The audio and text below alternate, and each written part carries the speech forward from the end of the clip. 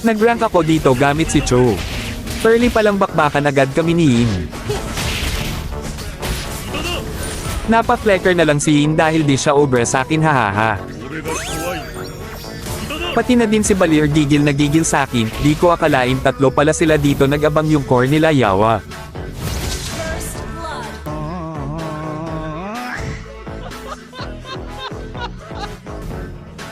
Mapatay ko na sana Yin dito kaso naglag ako.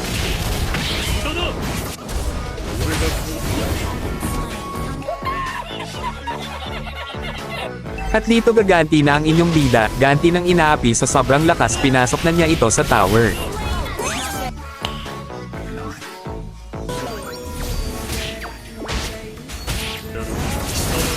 Ligil talaga si Yin dito kaya pinakitaan ko ulit ng sipa sa mukha.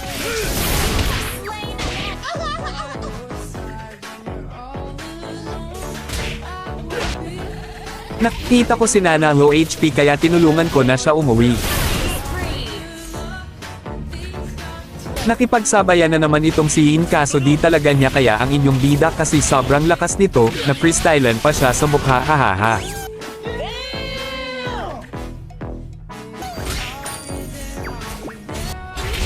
Tumubuhay lang ng Yin dito pero ganto na sinapit niya, naawa ako sa'yo, mag-Facebook ka na lang kasi, hahaha.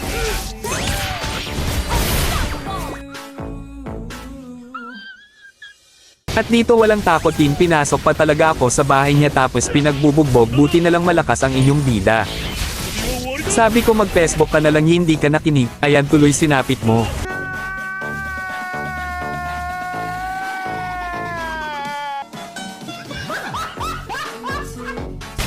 At dito tinapos na ng kakampi ko, salamat sa panunood ng video mga ka-idol, kahit like and follow lang masaya na ako, salamat.